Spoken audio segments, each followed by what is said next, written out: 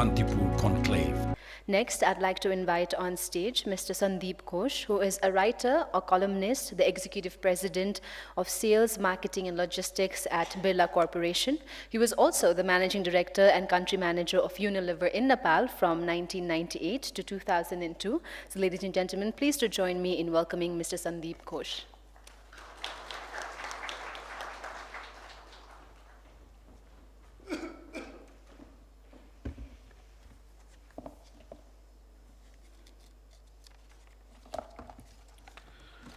Your Excellency, Samania Pradhan Mantri Ju, Mananiya Ji, Mananiya Mantri Ju Haru, Mananiya Kailash Roya Ju, Kantipur Media Group ko Chairman, Dynamic Chairman, Upasthit Adarniya Atithi Haru.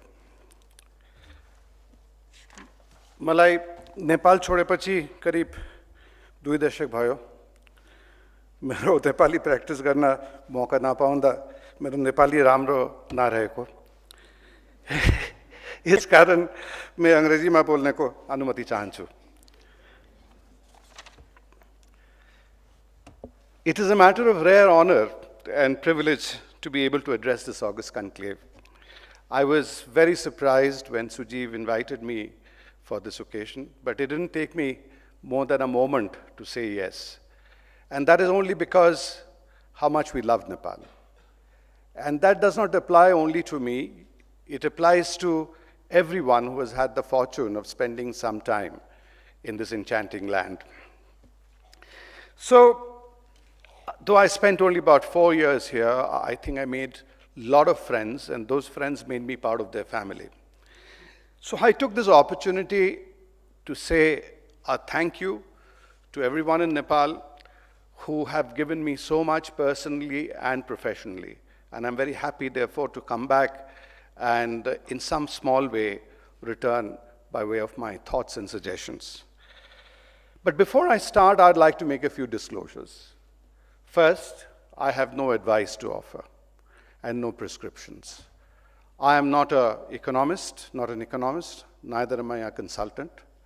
So I really don't have any opinion or suggestions to do. And also, I would like to stay clear of 2 other things. One is politics. Second, any comparison with India. And if I talk about India, it'll only be some examples of things which I have found in recent years have gone right. I lived in Nepal in a very, very tumultuous period of 1998 to 2002. That was when the Maoist insurgency problem was at its peak.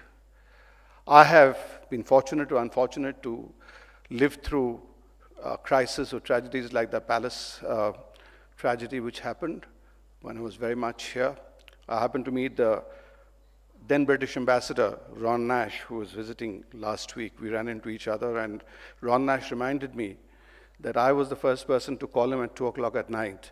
He was leaving the country the next morning to tell him I was to live in Baluwater, and from there I got to here, and I told him, so we were recalling those times. I was here during the IC-814 hijacking. My daughter, then 6-year-old, my mom missed it by about 15 minutes. They took the earlier flight to Calcutta. So those were very, very, I think, eventful and memorable years, and that's why Nepal has made a very deep impression.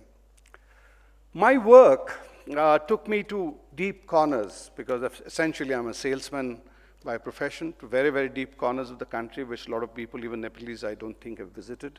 And despite those issues, my factory was in Kathmandu, which was itself a disturbed area. So I got to meet a lot of people, a lot of situations. But most importantly, I also learned a lot about Nepali food. So I learned about Tas in Narayanghat, apart from having the Shekwa in Biratnagar, and also discovered that there is something called Hansuko Choila in Butwal. But there's a different story on the Hansuko Choila. I'll come back to that in a little while. Though I left Nepal about 20 years or about, but I have constantly kept in touch through friends. I have lots of friends among the journalists and the media, whom I keep running into in the famous India International Center in Delhi. So I keep in touch with them. I've been writing about Nepal on and off also in some of my articles. But most interestingly, what I like to meet is the children of my friends who are now coming of age. Some of them are joining business, some of them are finishing their studies, and some of them are also very surprisingly, although they're sons of businessmen and people, they're joining the non-profit sector into various NGOs and doing a lot of social work. And that's, I find some of them working with Sujeev and Beat, and that's very interesting indeed. So through them, I have been trying to keep in touch with Nepal. And with that, I tend to juxtapose some of the developments which I see happening around the world. In Bengali, we have a joke. You know, some gentleman went to an astrologer and said, "How is my future?" The astrologer said, "Oh, till 40, the times are not good." So he said, "What happens after 40? He said, "By then you'll get used to it." Sometimes there was a joke like that in Nepal because people said this country is perpetually on the brink. For the last 30, 40 years, one hears that. But the fact of the matter is, this country has progressed. Not only to the surprise of people, it has progressed in a very, very imperceptible, inconspicuous way. And nothing has a bigger testimony to that than the last maybe 10 years, when it has seen this whole transition from constitutional monarchy to a patch, and then back to being a republic and framing the constitution, and now moving towards the federal structure. And all this happened so, with so little disruption and dislocation. I think it can be a textbook study for many countries around the world. But the real reason for my little flippant comment and what I said subsequently, I think is the resilience of the Nepali people, the never say die spirit of the Nepali people. And that spirit, I dare say, is not restricted to Kathmandu. It goes far beyond Kathmandu. We had the famous Bengali director, Satyajit Ray, who had a novel which was called Jotokando Kathmandute, which translated means everything happens in Kathmandu. His son made a movie out of it.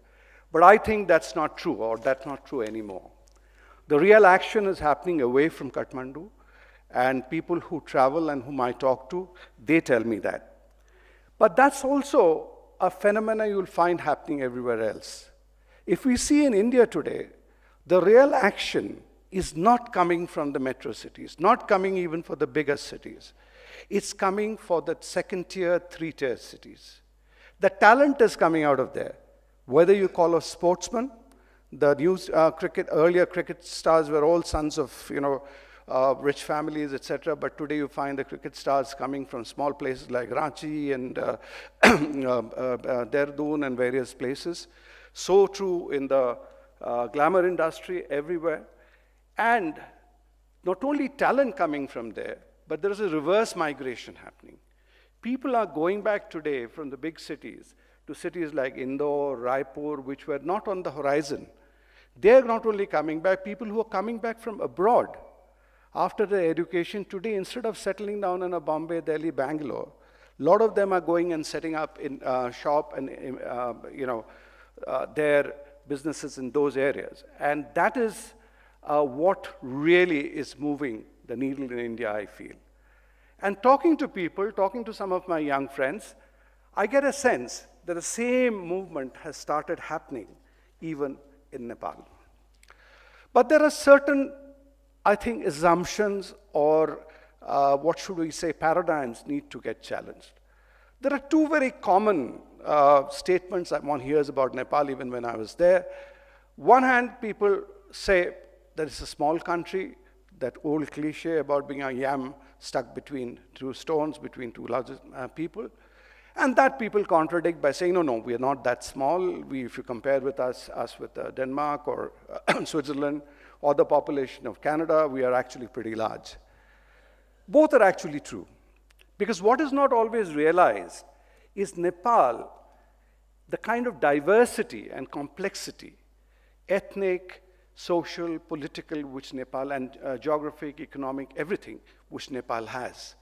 So therefore, you cannot really compare an area in western Nepal to, let's say, a Solukhumbu in the east. And therefore, you cannot really have, according to me, a one-size-fits-all solution for Nepal. Then we need to look at Nepal as multiple microeconomies and find solutions for them according to, and cut the coat as they say, according to the cloth, what happens there. And then I believe is today an opportunity. Because the world has moved from mass production to large-scale production, they're going back to niche. And the value lies there. When we say today small is beautiful, it's not necessarily by beautiful it comes because small is generating greater value. People are willing to give greater value. So you're having words like boutique, single origin, artisanal, and these have become the buzzwords in the world today. And that's where I think there is an opportunity which this microeconomies of Nepal can go and catch. It's happening elsewhere too. My home state, Bengal, the whole so-called green revolution in India went into wiping out all indigenous varieties of rice and grains, everything, because people went for the hybrid varieties and growing. But today there is a movement back to grow the indigenous species of rice, millet. Black rice from Bengal is getting exported at an exorbitant price across the world. People are doing other strains of rice are coming back. And this one can cite these examples in a various other way. You go back to Gujarat, we were using a dry area. They're using the hydroponic technology of Israel to grow exotic vegetables. And the prices of the colored capsicums, etc., in the Indian market, and the availability and prices have come down hugely because a lot of that is coming from those areas. So those, I think, are opportunities which even Nepal can look at. And the new thinking has to move in that direction. Having said so much, maybe I'll get a little provocative and courageous to make what I call a counterfactual statement. It's generally believed when we talk, whenever I was here, that Nepal's biggest competitive advantage is having the huge market down south in India, due to the borders, and market not just for goods, but for employment, everything. I would like to ask a counterfactual question, that suppose that kind of an open or a porous border did not exist, how would Nepal have fared? Would that have caused a necessity for the country to become more self-reliant, develop its own industry, develop its own employment? My sense is probably yes. And one example of that you see close at hand is Bangladesh. What it has achieved today in the last 20 years. In terms of its garment exports, it has beaten India hollow on jute. It is doing 80% of their pharmaceutical themselves. You look at Cambodia, it's the same story again. But somebody may say, oh, Bangladesh has gas, Cambodia can have gas, but then I tell them Nepal also has hydroelectricity. So that's a different paradigm, a different way of looking at it. I think that's a challenge we must put above ourselves. Because there are certain advantages also we have is because we don't have that kind of a population pressure which say Bangladesh has. Now that brings me back to the story of Hasuko Choila. When I was the Unilever head here, we started the first time packaging Ilam tea as in the Unilever brand Brook Bond. So I was very proud. I took those 2 packets of tea to show then National Planning Commission Chief, Mr. Prithviraj Legal, and showed him the package. So he said, tea? Why don't you start selling coffee? So I said, where do I get coffee? He said, no, go back to my, I think he came from Palpa, if I recall right. He said, go back there. And I said, Unilever knows nothing about coffee. We only sell some instant coffee, which is not coffee, and that's bad coffee. He said, no, I want you to help. So I couldn't tell him no. And then as an enticement, he said, no, go there, because he knew I like to eat. He said, you can get Hasuko Choila when you go to Butwal and Palpa. So that was an attraction for me to go. But needless to say, nothing happened on that trip. But when I come back today and see the huge coffee revolution which has happened in Nepal, I am so impressed. It raises 2 questions. One was the kind of vision of a person like Mr. Legal. Second, it is the entrepreneurship and the spirit of enterprise of the young Nepalis. Today I was told yesterday, somebody is telling me that, coffee, Nepali coffee sells at a huge premium in Europe. In India, now I order my coffee online. There's a company called Blue Tokai. They do twice a week, they do the coffee roasting and grinding in Bangalore and send people single estate coffees. And then I think that why can't I order that similar kind of coffee from Kathmandu? And maybe that will happen pretty soon. Another example, when I was to be here, one of my most popular visit spots was to buy cold meat. And, was a little shop at the corner of Darbar Marg and Tindhara. It was called Prasuma. It doesn't exist anymore. But do you know Prasuma as a brand today is the most premium brand of charcuterie in India, selling at the topmost food chains. And they stock Prasuma along with imported charcuterie. They don't stock it within the, and who runs Prasuma? Two Nepali gentlemen whom you know very well. And at times, I can't even afford Prasuma. And then I have to go back, and especially when I'm in the south, I buy another brand of less expensive, more popular, but excellent products. That comes from Sri Lanka, Keels.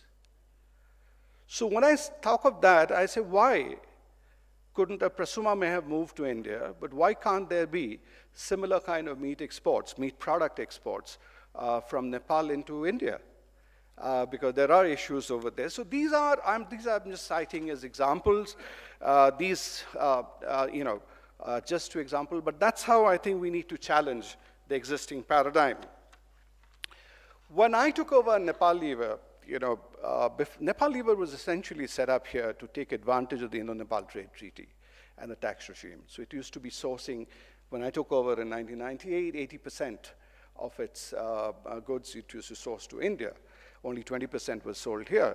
But then the treaty, India-Nepal Trade Treaty, changed, and the tariff advantages reduced. So my mandate was to develop the Nepal market, because the unit could not survive. So by the time I left, I think it became 50% local, 50% was exported. Subsequently, I think it changed further. They started trading and everything.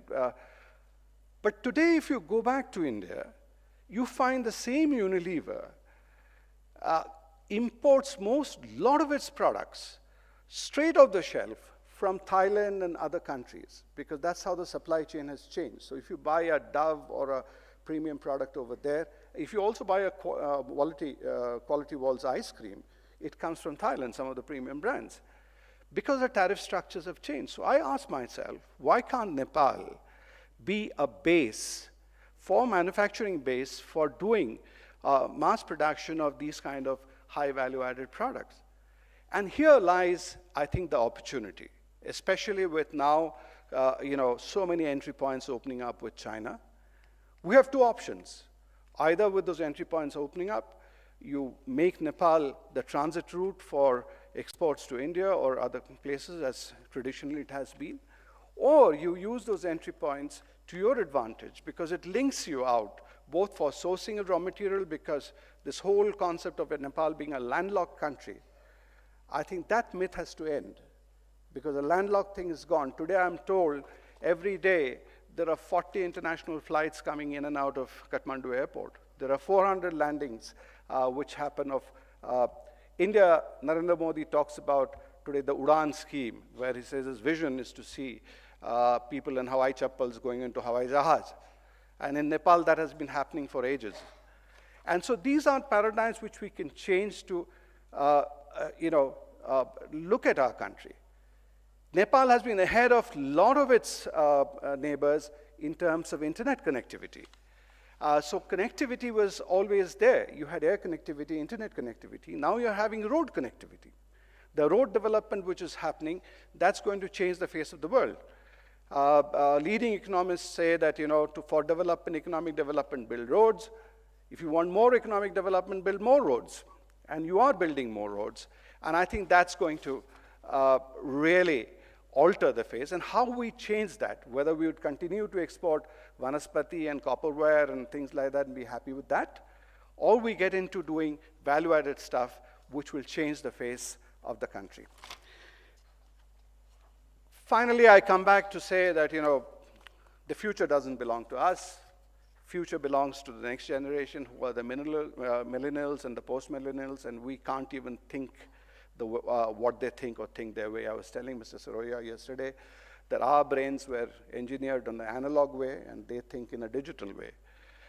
But what we can do as the senior generation is to provide them the right environment, the enabling circumstances by which they can create a new future. And if we do that, then we know we have done our job. And with that, and I'm quite sure and hopeful that the next generation would make what they today call the leapfrogging into the future. So I wish everybody the very best. Jai Nepal, and thank you so much. On an aside, since I have 13 seconds to go, I had a brief stint in media, and after I left Nepal, and I used to work for the Hindustan Times, and in Hindustan Times I had the opportunity to organize conclaves like this, this HT concept summit, which has become a big event in India. And in 2006, which was an event I organized, I had a very special visitor whom I took there. And that was a big hit. Any guesses in the audience who could have been that visitor? Who could have been the guest? Pushpa Kamal Dal, Comrade Prachanda. That was his first public appearance when he came out of from underground. And I take a lot of pride in that, because after that, whatever happened, as they say, is history. And thank you so much once more. Congratulations to the Kantipur group for organizing this great event. Congratulations to the BEAD, Sujeev Sakia. Thank you so much once more. Thank you very much, Mr. Sandip Ghose, for reliving and sharing your unforgettable memories with Nepal. And definitely a country always thought to be on the brink of failure is now moving on to the right direction with the new policies and plans that are being made. And Nepal is definitely ready to unleash its potential. The Kantipur Conclave.